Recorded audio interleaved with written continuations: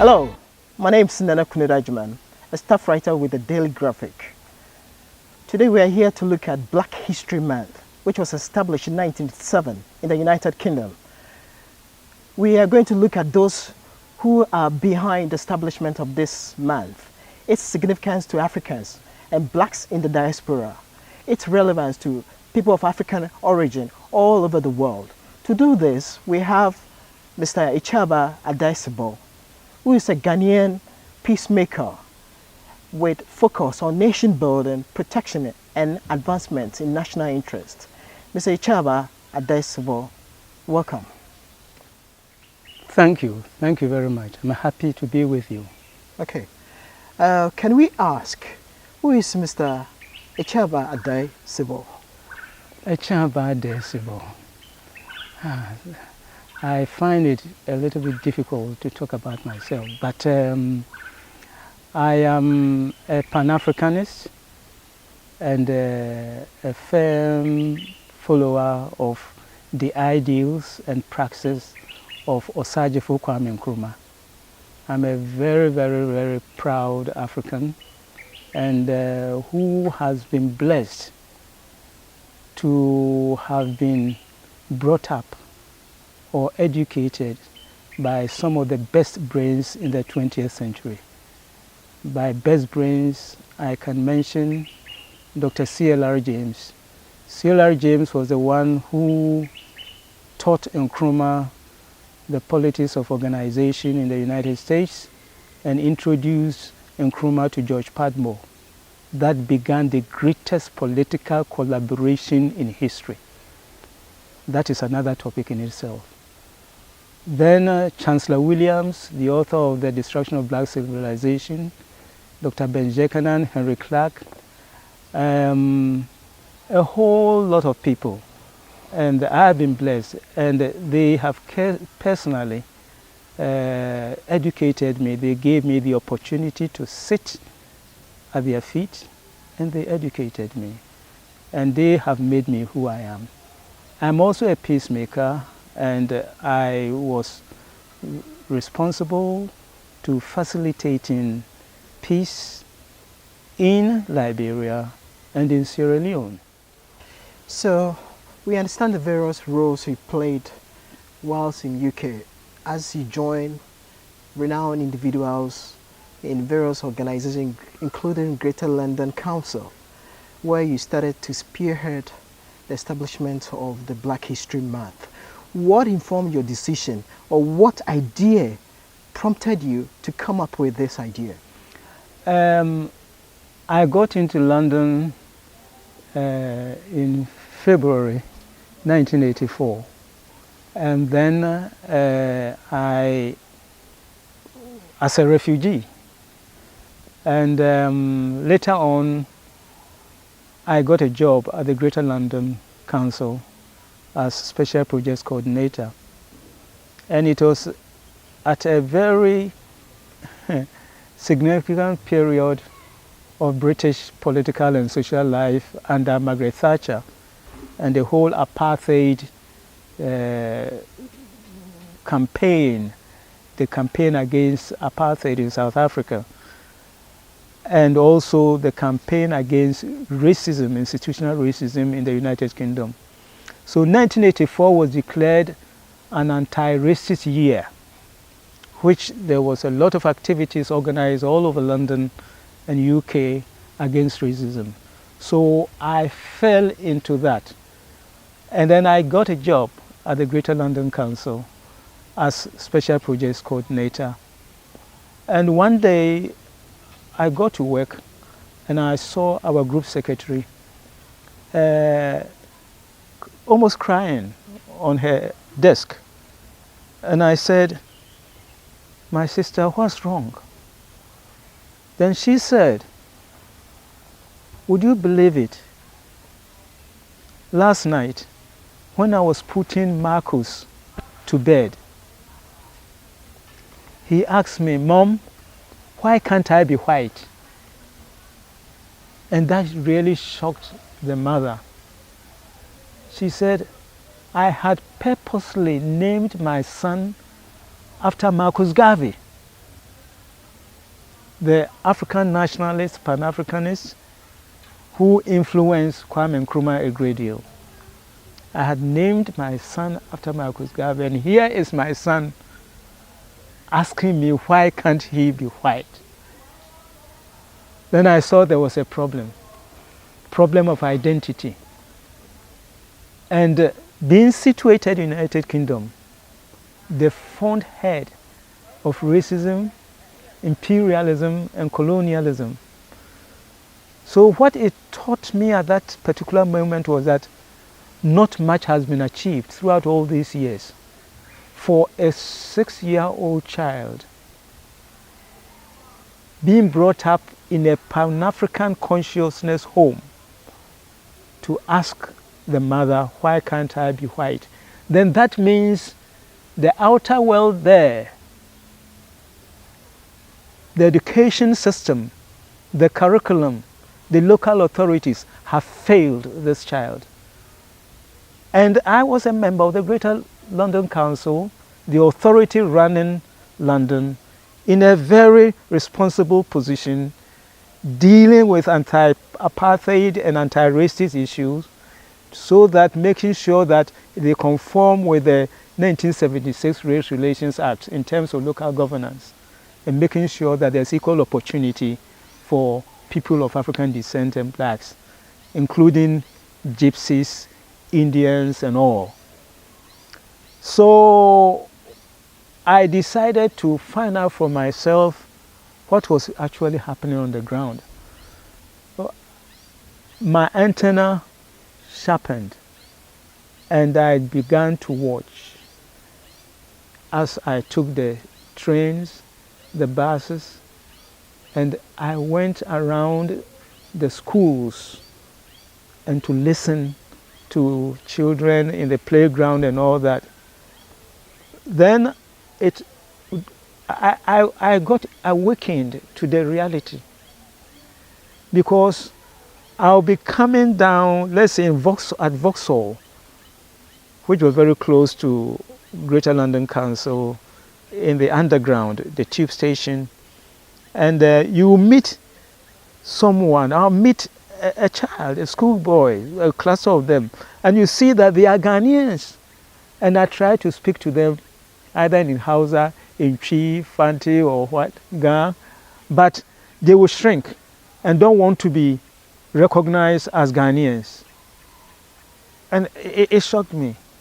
They were mimicking themselves to be like Afro-Americans, Afro-Caribbeans, but not Ghanaians. So my goodness, what is going on? Identity. There was a problem with identity. So something had to be done. Something really had to be done.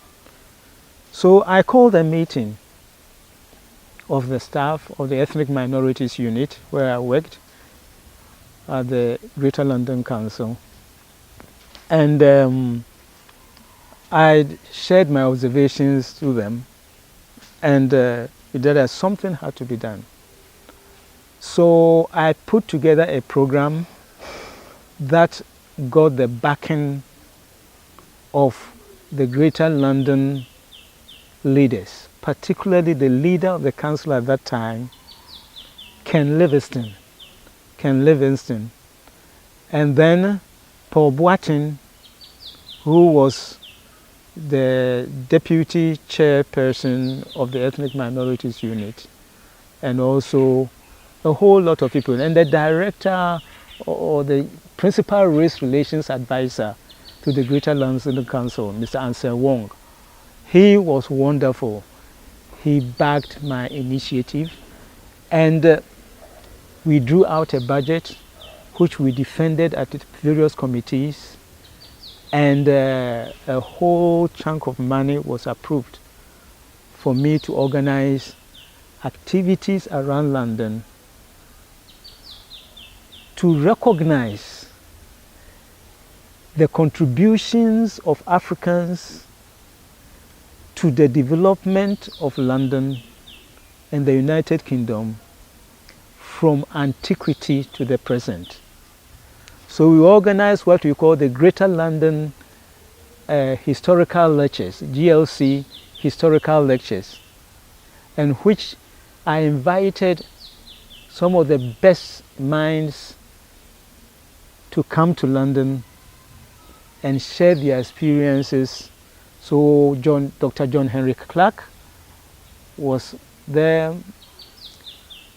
Dr. Francis Cress Wilson, Dr. Benjekanan, Dr. Tony Martin, and a whole host of people came to lend support to what we were doing. Later on, Jesse Jackson and others also came to lend support to what we were doing. So out of this, then 1987 was approaching, and we realized that 1987 would mark the 100th anniversary of the birth of Marcus Garvey, and also the 150th anniversary of the emancipation of slaves in the Caribbean, and the 25th anniversary of the founding of the Organization of African Unity. So I put all together and said, let us declare the period 1987-1988 as African Jubilee Year. So in pursuance of that, I composed a declaration called the African Jubilee Year Declaration. And this declaration was sent across the boroughs of London. And most of the progressive boroughs, mostly of the Labour Party, endorsed the African Jubilee Year Declaration. And we had an African Jubilee Year celebration on July 30th at the Astoria, Royal Astoria on Tottenham Court Road, with Mrs. Sally Mugabe as the honored guest. Originally, it was President Robert Mugabe that we had invited, but there was an emergency OAU summit that had been called at that time. So he sent the wife here to London to support us.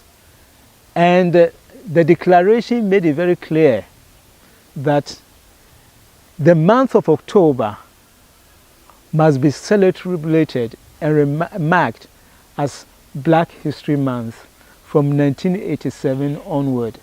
And this is what has happened. So let me ask, with the negative perception young Africans have in the Western world against their back roots, there's the need for them to distance themselves from Africa. What, in your opinion, could be done to reverse this negative trend? So they'll have very good spirit about Africa and the need for them to trace their roots back to their motherland. What should African government do? What should individuals and the citizenry in general also do to help reverse this negative perception? The greatest responsibility lies with the governments in Africa. They have to take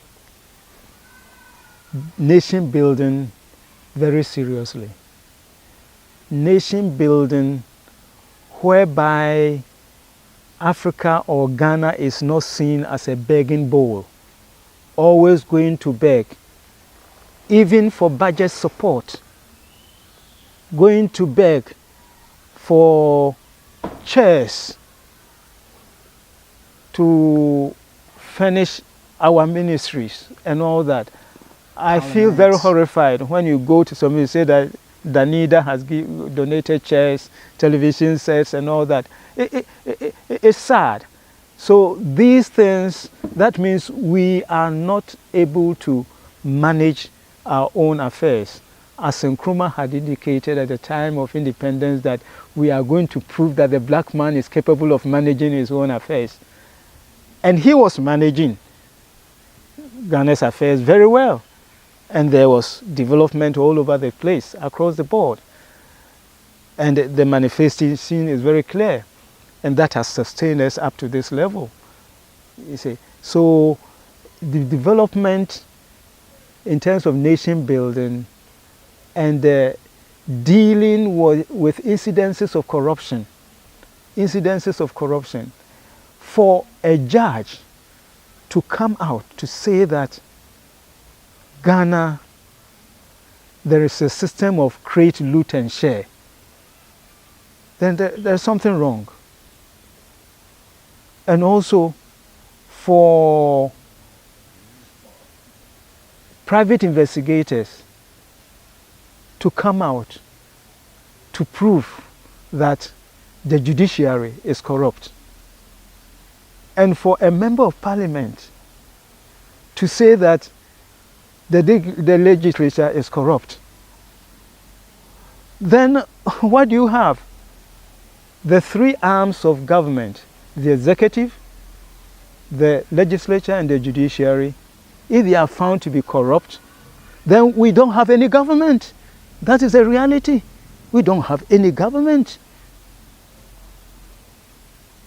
And it is these things that play also on the minds of our people in the diaspora. And that gets them to be wary of relating to Ghana or to Africa. They hear that we are so blessed with gold, diamond, bauxite, uranium, whatever, mention it. But yet still, we go begging. It's very difficult for them to understand. So are you saying this negativity that they have or hear in Western media in a way affects the way they think and feel about the continent, their origin? They can trace their origin. That's the need for them not to feel proud about Africa. It's a pain. It's a pain. And they have to find a way to deal with it. And people deal with such pains in different ways. It's a pain because we're constantly being bombarded with images of poverty, images of corruption, images of Ghana hosting the largest e-waste dump in the world, Abobloshi. How can you be proud of this? How can you be proud of this? Small Ghana, just almost like England, United Kingdom, and you host e-waste at Abobloshi, and you don't have the means to deal with it. And we're importing second-hand clothes, so textiles are smothering our land, including plastics. The environmental abuse is incredible,